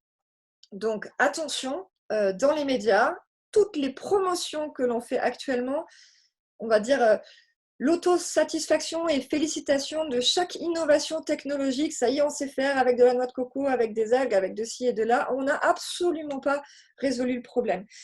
Encore une fois, que ce soit le recyclage ou les bioplastiques font partie de la solution. Mais il y a besoin de ramener énormément de compréhension et de transparence dans ces sujets-là. Bon, je vous donne un dernier petit exemple, parce que je crois que l'heure avance et si on veut passer aux questions. Moi, j'ai envie aussi de vous parler du flou des ACV. Encore un élément de langage du lobby qui va dire, en fait, le plastique est le matériau le plus écologique que l'on ait, ACV à la pluie. Alors, pour ceux qui ne connaissent pas, l'ACV, c'est l'analyse du cycle de vie d'une matière ou d'un produit.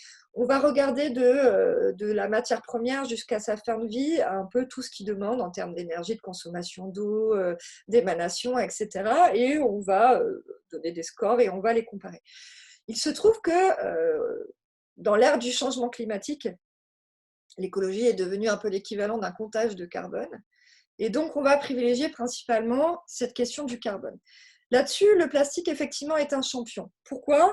Parce que dans la construction chimique des polymères, on va emprisonner le carbone du pétrole. Et ce carbone, il va être maintenu au sein de la matrice. Il ne sera relargué uniquement s'il est brûlé, incinéré. Et en plus, le plastique étant très léger, c'est une de ses vertus majeures. Il consomme beaucoup moins d'énergie au niveau des transports.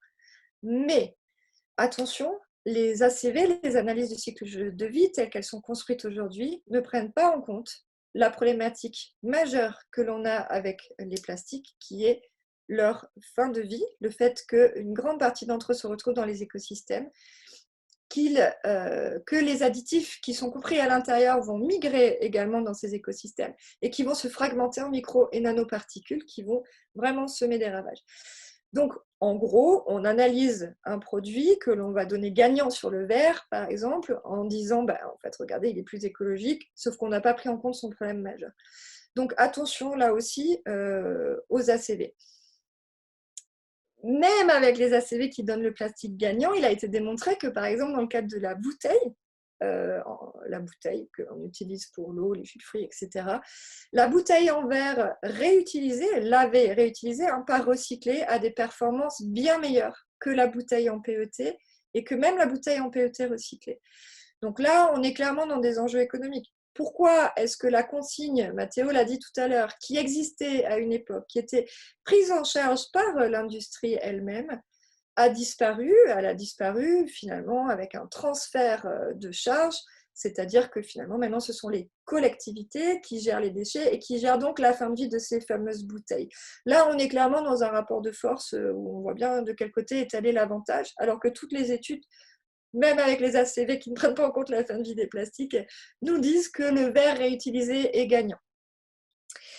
Voilà, j'ai envie de terminer sur un dernier exemple parce qu'il est très, très, très d'actualité. On a vu, il y avait des avancées politiques au niveau européen, au niveau français, sur l'interdiction de certains plastiques à usage unique. Il y a une vraie réflexion qui s'était mise en place. En tout cas, il y avait une vraie volonté d'avancer. Et avec l'épidémie de Covid-19, on peut tous que constater qu'on a un recul, notamment l'usage du plastique à usage unique a fait une explosion.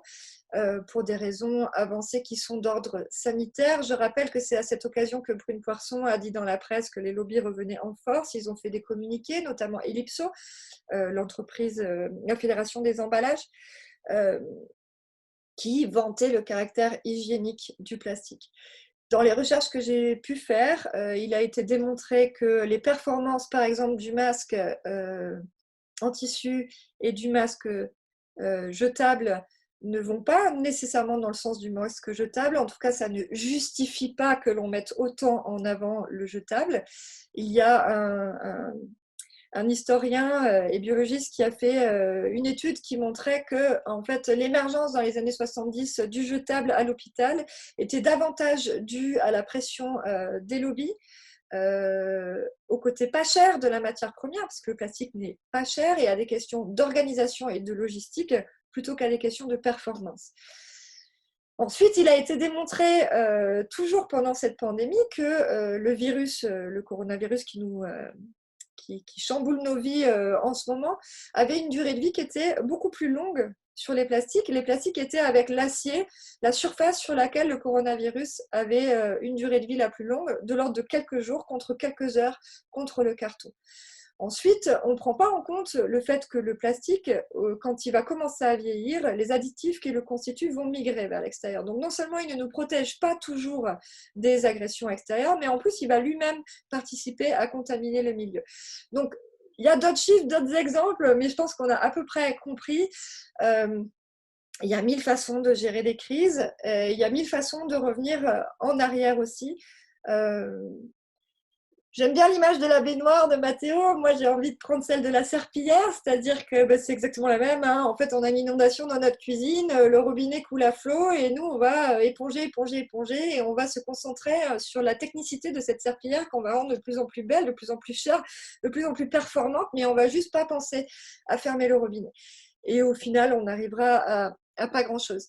Je voulais citer une dernière étude de Science qui est parue cet été et qui donne visiblement pour la première fois des chiffres sur lesquels beaucoup de scientifiques aujourd'hui s'appuient et qui dit qu'avec nos niveaux de connaissances et de technologie actuelles, nous pouvons réduire 80% de la pollution plastique, enfin de la pollution, des taux d'entrée de déchets de plastique dans l'environnement d'ici 2040 avec les connaissances et les technologies actuelles.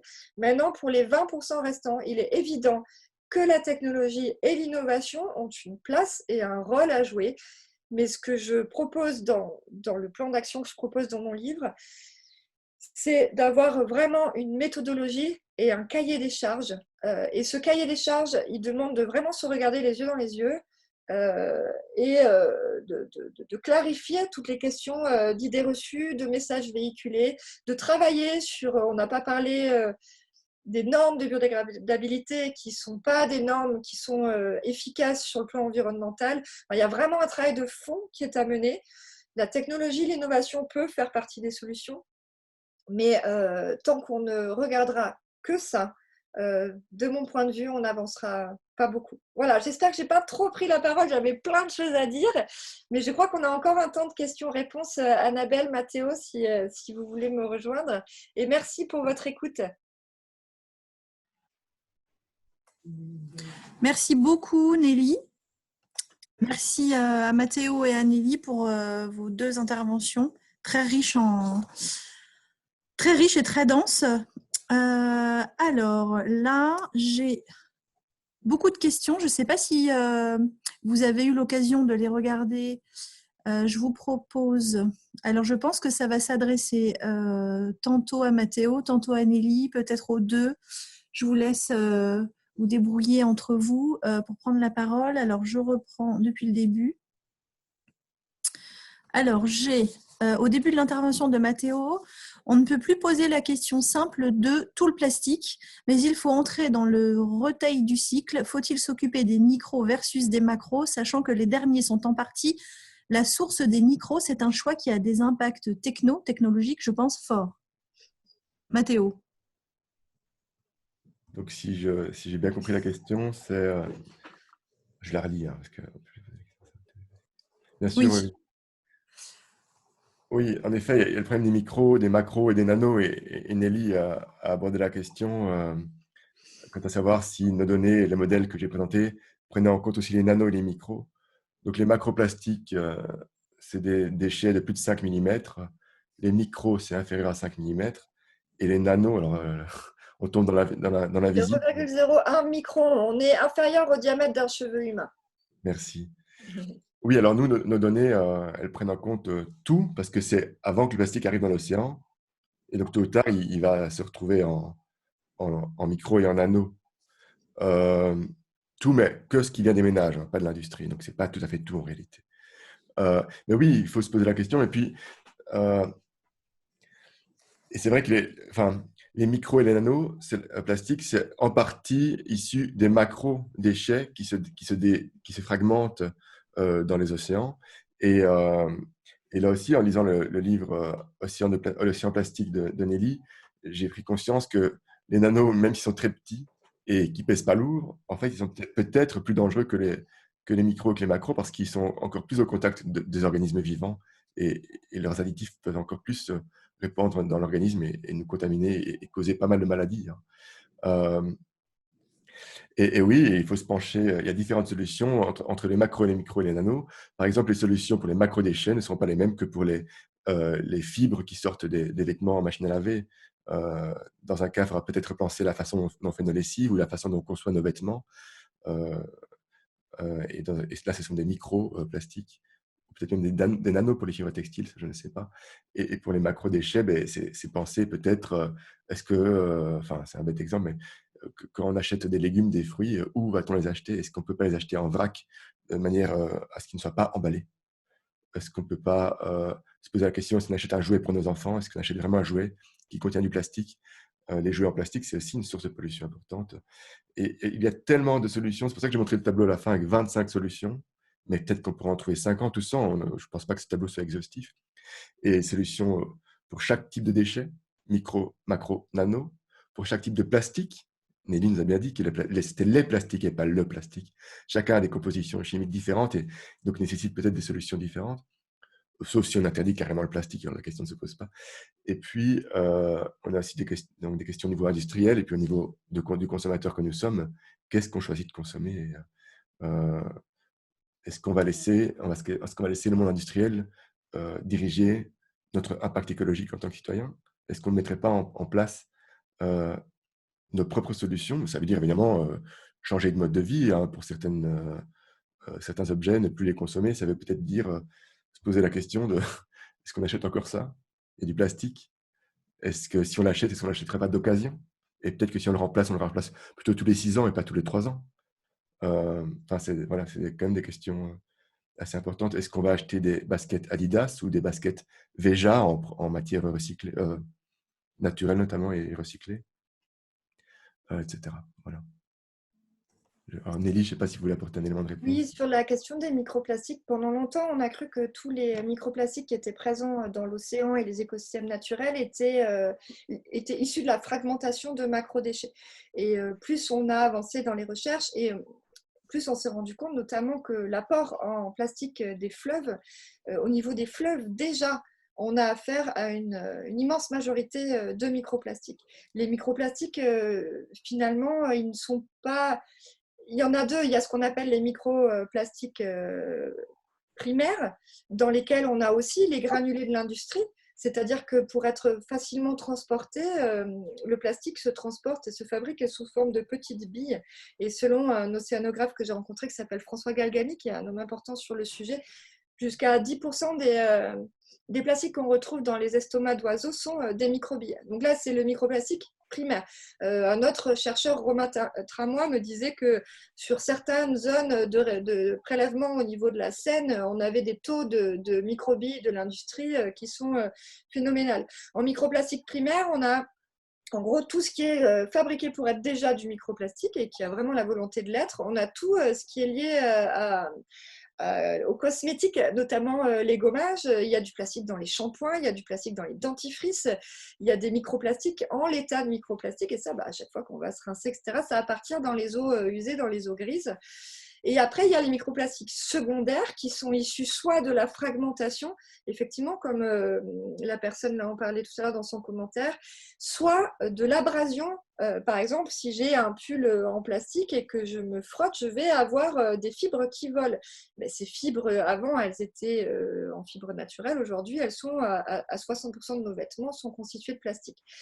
Et ça, on a un vrai problème et un vrai enjeu avec les textiles. Donc, je me languis de voir ce qui va se passer parce que la Fondation Ellen MacArthur, qui a participé à une belle connaissance du sujet, est en train de travailler dessus. Mais il y a un vrai enjeu sur les microplastiques, pas uniquement issus de la fragmentation des déchets plus volumineux.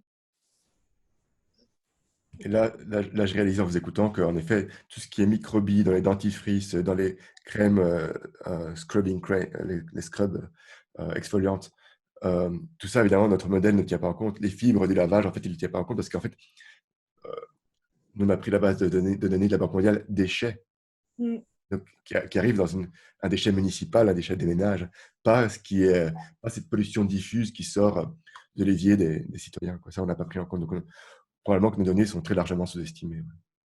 La réalité est pire que ce que je vous ai montré, en fait. C'est toujours encourageant. Alors là, j'ai une question de Sophie Godin-Beckmann. Les données de plastique dans la figure, alors c'est une des figures que tu as montrées, Mathéo, au début de ton intervention, mais je ne peux pas te donner le numéro de la page, tu vas peut-être trouver. Prennent-elles en compte l'exportation des déchets vers les pays du Nord et vers les pays du Sud? Alors, je vais vraiment me concentrer pour faire le lien entre notre base de données et la Ouais. question. À mon sens, je dirais que oui.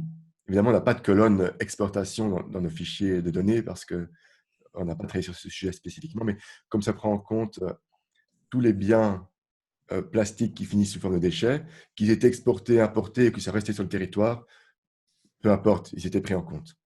On n'a pas de lumière spécifique sur leur mouvement international, mais ils sont pris en compte. Ok. Par contre, Ensuite, oui, pardon, vas-y. par contre, ce qui se passe pendant le transport, je sais que au moment du transport, déjà, les marins, ils font leur lessive. Hein, et cette lessive va dans l'océan. Ça, on ne prend pas ça en compte, malheureusement. Et ces fibres textiles, on a eu un micro 2020 qui a eu lieu il y a quelques semaines, cette conférence internationale sur le plastique. Et j'ai appris durant cette conférence qu'on a retrouvé des fibres textiles en Antarctique, fibres textiles plastiques. Et personne ne sait d'où elles viennent. Et l'hypothèse, c'est peut-être ces lessives sur les transports maritimes internationaux. Annabelle, Oui. est-ce que je peux juste intervenir? Désolée, Bien. c'était parce que ma question n'était pas très claire. C'était est-ce que les déchets qui sont observés, ça provient d'exportation des pays du Nord vers les pays du Sud? C'était ça ma question en fait. Vous observez des déchets plastiques dans les pays du Sud. Est-ce qu'on arrive à faire la part de ce qui vient du Nord ou de ce qui est produit par le pays du Sud? Et on sait qu'il y a quand même beaucoup d'exportations vers les pays du Sud, en particulier les collectivités territoriales qui veulent avoir un financement, elles exportent ces déchets. C'est pour ça aussi qu'elles refusent les consignes. Ben voilà, c'était ça ma question en fait. Ah oui, bonjour Sophie. Oui, non, on n'a pas étudié ça. C'est dans le modèle, mais on n'a pas chiffré cette part. Disons que dans notre modèle, si la pollution sort d'Inde, on dira c'est l'Inde. Même si c'est un produit plastique que le Nord a envoyé en Inde pour, pour se faire traiter, recycler ou stocker en décharge. Parce qu'on prend vraiment les plastiques qui sont mis en décharge en Inde, peu importe d'où il est originaire. Donc notre modèle est peut-être assez injuste pour les pays émergents. Si je peux me permettre de compléter, déjà bonjour Sophie, et puis merci. Moi Sophie, je l'ai interviewée dans mon livre et c'est notamment elle qui m'a mis en lien avec Mathéo, donc merci beaucoup. Je le disais tout à l'heure, là, il y a un article scientifique qui est paru dans Science Advances en 2018 qui parle de 70% des déchets plastiques de l'OCDE qui sont partis à l'étranger, notamment vers des pays d'Asie. On a tous vu la crise politique qu'il y a eu en 2018 quand la Chine a décidé de fermer ses portes aux importations de déchets plastiques mal gérés, mal triés. En gros, nous, ce qu'on va faire, c'est qu'on va garder nos bouteilles en PET le plus souvent parce qu'on sait à peu près bien les gérer. Et puis, on va envoyer surtout ce qui est non recyclable. Parce qu'attention, je disais tout à l'heure, ce qui n'est pas recyclable. Dans des pays qu'on va ensuite accuser de mauvaise gestion. Et effectivement, je l'ai dit tout à l'heure dans mon intervention, nos chiffres de bons déchets bien gérés vont être grossis et les chiffres là-bas de mauvais déchets mal gérés vont être grossis aussi. Alors que ça ne veut pas dire qu'il n'y a pas de problème de déchets en Asie. Attention, bien sûr qu'il y a des problèmes, mais on n'arrive pas à connaître les chiffres de manière exacte et des ONG d'une grande envergure que j'ai pu rencontrer m'ont dit qu'elles-mêmes avaient beaucoup de mal à trouver des chiffres.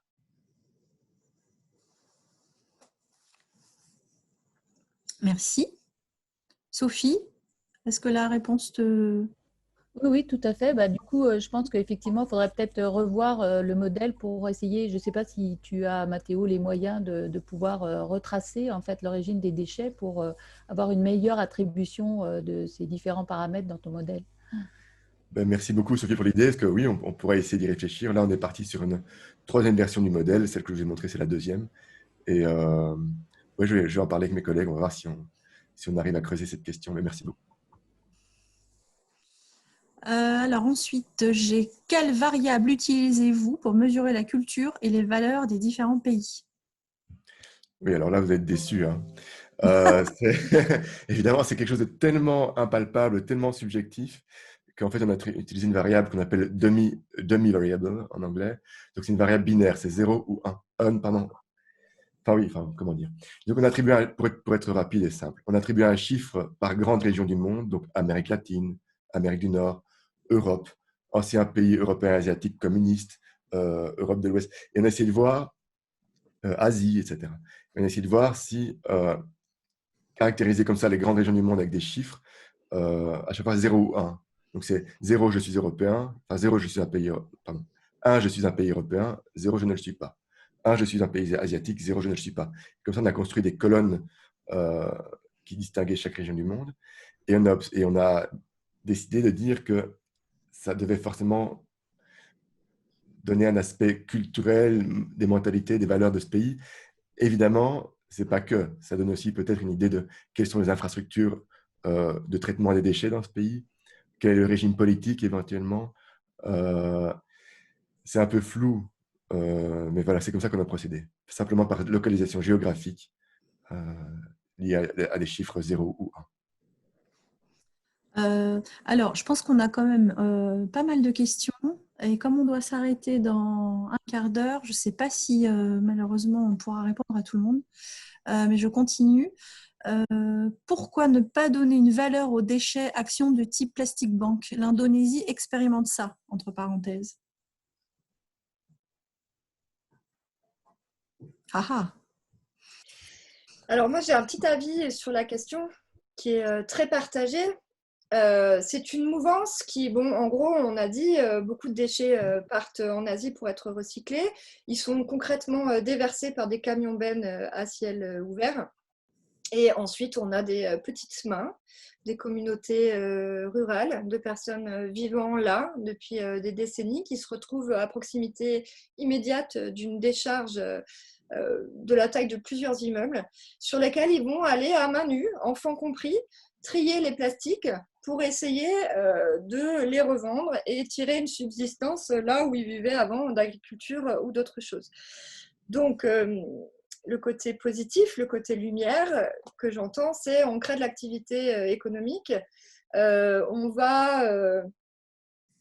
je cherche les mots justes parce que c'est un sujet qui me met presque en colère en fait, parce que je vous conseille de lire le rapport d'une ONG qui s'appelle Gaia, qui est de mémoire en Indonésie et qui a fait un rapport très très très complet sur le sujet. Et en fait, on va aller donner de la valeur économique et de créer de l'activité économique sur de la misère humaine, sous couvert de soi-disant améliorer la vie de communautés qui en fait vont se retrouver dans des conditions sanitaires absolument déployables, avec un développement de maladies documentées qui est plutôt honteux. Donc, baser des solutions sur de l'exploitation humaine, parce que pour moi, je n'ai pas d'autre terme, je serais très, très, très... Voilà, j'ai pas de réponse, quoi, mais j'ai juste envie de dire ça. Moi, je vais peut-être rajouter un petit élément. Euh, le risque de valoriser les déchets, c'est qu'on va créer une société aux déchets et on va devoir créer de la croissance, non plus du PIB, mais des déchets.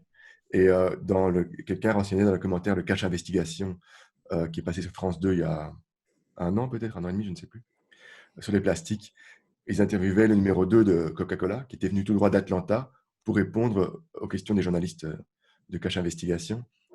Et, euh, et le numéro 2 d'Atlanta a dit quelque chose, ça lui a échappé, je ne sais même pas s'il a réalisé ce qu'il a dit, mais quand la journaliste lui a demandé pourquoi dans vos bouteilles, alors je vais citer des chiffres de mémoire sous vérification, dans les bouteilles de Coca, seulement 7% de la bouteille est du plastique recyclé et le reste est du plastique nouveau.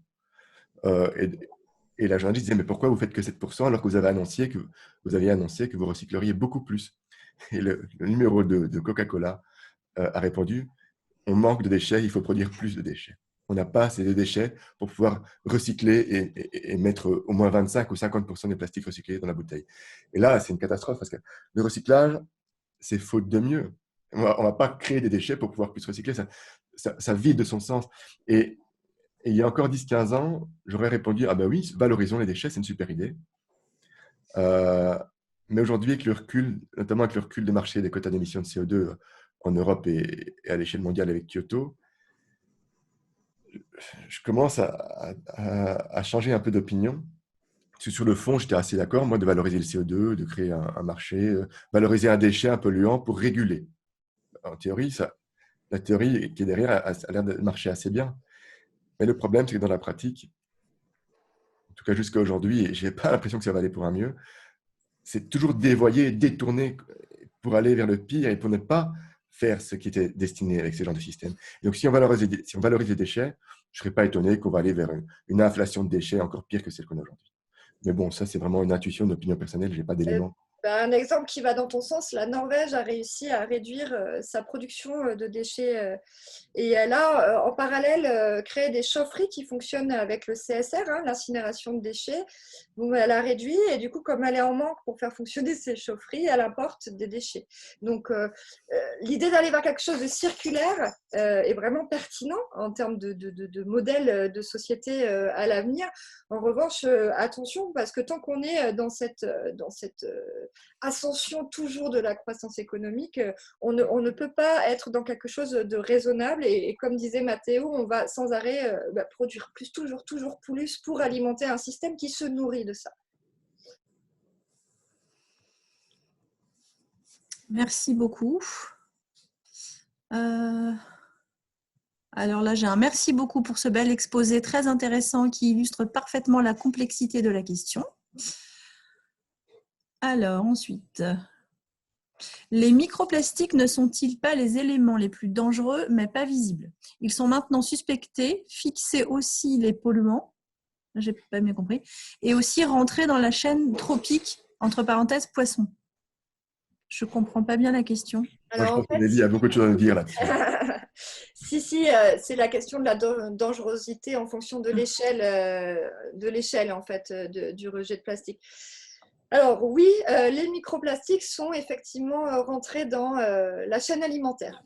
C'est-à-dire que même dans la fosse la plus profonde des océans, la fosse des Mariannes, qui est à 11 km en dessous du niveau de la mer, les mini-crustacés, 100% des mini-crustacés ont mangé du plastique. Et puis ces mini-crustacés vont être mangés, etc.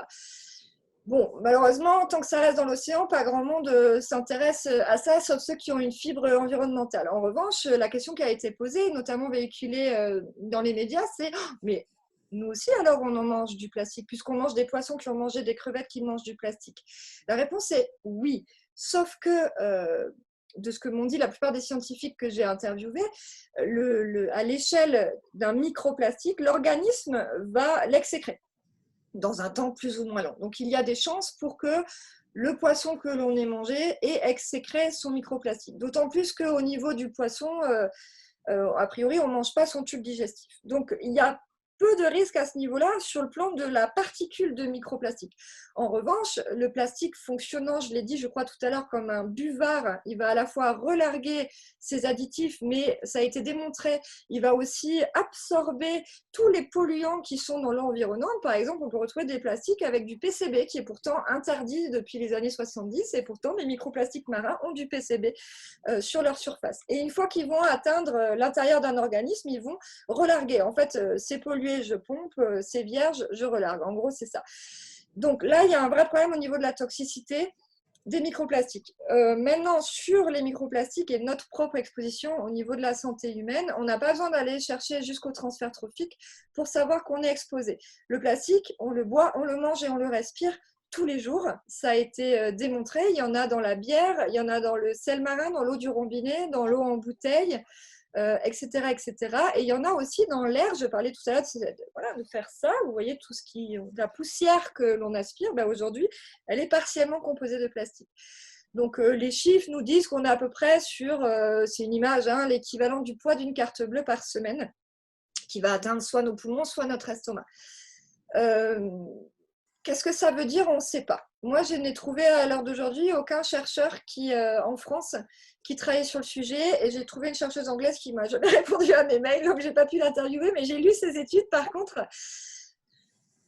Au niveau des microplastiques, toxicité du plastique mise à part, on n'est pas très inquiet, a priori aujourd'hui. Là où on l'est beaucoup plus, c'est sur l'échelle des nanoparticules qui, elles, ne vont pas rester uniquement sur le tube digestif et être excrétées par l'organisme. Les nanoplastiques ont la capacité de franchir toutes les parois des organes et du coup vont s'accumuler dans l'organisme et on n'a absolument aucune idée de ce que ça veut dire, mais ça sent pas très très bon. Les chercheurs Barbara Demenex, qui est une spécialiste au Muséum d'histoire naturelle des perturbateurs endocriniens et qui a fait un rapport pour le Parlement européen, parle de deux choses très préoccupantes. C'est effectivement la toxicité, notamment les perturbateurs endocriniens, et la difficulté des recherches qui est liée à l'effet cocktail. C'est-à-dire qu'il n'y a pas que les plastiques dans nos vies qui polluent notre environnement immédiat et intègrent nos organismes. Il y a tellement de pollution que qui de l'œuf ou la poule a fait le premier. En gros, bon, ben, moi je développe une maladie, mais est-ce que c'est le plastique? Est-ce que c'est la pollution de l'air? Est-ce que c'est... En fait, c'est tellement multifactoriel qu'on peine à avancer sur cette question de la santé. En revanche, sur les organismes marins, il a été démontré des choses assez catastrophiques. Oui, excusez-moi d'intervenir. Oui, vous avez très bien répondu, Nelly. C'était juste pour dire que justement, la double peine, c'est que ces plastiques fixent aussi des polluants. Et donc il y a l'effet sur la santé potentiel du plastique lui-même, mais des autres polluants comme le PCB ou des émergents. Et donc là, ça amplifie le problème de la pollution pour la santé humaine, quoi. Et ça, il y a des données à l'IFREMER qui existent maintenant. Ils commencent Oui. à travailler beaucoup dessus. Il y a un autre élément pour vous compléter qui est important, c'est qu'en fait, on travaille selon là, j'ai un parterre de chercheurs, je crois, du coup, j'ai envie de soumettre ça. On travaille selon un paradigme scientifique depuis le XVIe siècle qui veut que pour étudier la toxicité, on dit que c'est la dose qui fait le poison. Et il a été démontré que sur la question des perturbateurs endocriniens en particulier, il y en a énormément dans les plastiques, et ben en fait, ce paradigme ne fonctionne, mais pas du tout. On est même à l'opposé. Une faible dose aurait des conséquences potentiellement plus dramatiques et en fonction de l'âge d'exposition et aussi sur des échelles transgénérationnelles. Donc en fait, il y a une vraie révolution scientifique à mener pour étudier l'impact sanitaire des plastiques, que ce soit pour l'organisme humain ou tous les organismes vivants. Et récemment, pour info, il y a une étude qui vient d'être publiée qui montre qu'on retrouve du plastique dans le placenta humain. Ouais. Du côté de la maman et du côté du bébé, c'est-à-dire que ça a traversé la paroi du placenta. Ah, ça, je ne savais pas. Mm. Donc, c'est quand même assez inquiétant. Et c'est vrai que chaque fois que moi j'entends des études qui montrent les impacts des plastiques et comment ils relâchent leurs additifs et les polluants qu'ils ont absorbés comme abuva, comment ils les relâchent dans l'organisme de l'être vivant étudié, à chaque fois je demande aux chercheurs mais pourquoi vous n'étudiez pas l'être humain? Et c'est vrai que pour l'instant on a beaucoup étudié les animaux, mais pas encore beaucoup l'être humain. Et quand on voit l'impact sur les animaux, c'est quand même un peu inquiétant, je dois bien me dire. Mm. Je pense qu'il va falloir s'arrêter, mais ça nous fait encore au moins une ou deux conférences de tout ce qu'on vient d'entendre, de toutes les questions qui vous sont posées. Voilà, c'est vraiment une idée que je lance parce que ça serait vraiment intéressant. Alors, moi, j'ai une question, je crois qu'elle est pour moi, de Jean-Michel, qui souhaite savoir comment on peut revoir les conférences en replay. Donc, si ça intéresse tout le monde, sur le site de l'OVSQ, dans la rubrique des vendredis de l'OVSQ, quand vous cliquez sur la conférence qui vous intéresse, vous avez à droite, dans un onglet cadré, la possibilité de voir la vidéo que j'enregistre. Alors, cela dit, là, on me demande Pascal Mogis, la conférence de Pascal Mogis du 18 décembre est visible. Celle de la semaine dernière ne l'est pas. Et celle-ci, là, évidemment, pas non plus. On est complètement débordé par des journées portes ouvertes là, d'université qui vont avoir lieu dans quelques jours et qui est une journée porte ouverte virtuelle, ce qui veut dire des vidéos et on n'arrive pas à fournir. Donc, je suis désolée, voilà, par avance, on aura un peu de retard. Donc, voilà, toutes ces vidéos seront évidemment accessibles sur notre site, mais pas avant une bonne dizaine de jours. Voilà, pour répondre à ces questions. Voilà, c'est un peu frustrant, mais il faut qu'on arrête. Vous avez énormément de merci et de bravo et de je suis d'accord. Je vous remercie vraiment tous les deux, c'était très très intéressant. Ça donne très envie de lire le livre Océan Plastique. Voilà, merci beaucoup à tous les deux. Voilà, j'ai pas. Ah, il y a Mathéo. Attends, on verra pas à l'écran, Mathéo, malheureusement. Mais on le voit, il est derrière Nelly. Ah oui, Ah oui, c'est vrai. Voilà. Ouais. Comme c'est ça, comme ouais. ça que pour les auteurs, alors je fais pareil. J'ai mis Nelly en plein écran, donc du coup, Matt, je pense que Ah ben voilà, mais je vais le pas montrer dans moi, l'enregistrement, alors, mais on fait un peu voilà. d'autopromotion. Voilà. Et du coup, pour ceux qui ont envie de continuer, j'interviens auprès de Pocheco et de la Fondation Terra Océan sur Océan Plastique et Accès Solutions dans 15 jours, le 28 novembre, en webinaire. Vous trouverez les infos sur le site de Pocheco. Voilà, j'ai fait ma Ah bah, petite, super, ma bien petite sûr. minute promo. Merci. Et si je peux Si ajouter tu quelque veux, chose, hein. et si tu veux, Nelly, ce genre d'informations, je peux les relayer sur le site internet de l'UVSQ. Donc, Avec plaisir. n'hésite pas à m'envoyer des infos et moi, je le mettrai dans les actus de l'Observatoire. Ça peut intéresser tout le monde, hein. D'accord, bah avec plaisir, merci. Et c'est vraiment un livre intéressant, même pour quelqu'un, même pour un chercheur spécialisé sur la thématique, c'est intéressant parce qu'en général, on est spécialisé sur un sujet ultra pointu, on ne sait pas ce qui existe à côté. Et pour les gens qui ne connaissent rien, c'est intéressant parce que pour moi, c'est vraiment un livre à cheval c'est pour tout le monde en réalité. Soit pour les spécialistes ou les non spécialistes, ça marche. Donc allez-y, lisez-le, et c'est vraiment très instructif. Merci Merci. Mathéo. Merci tout le monde. À très bientôt.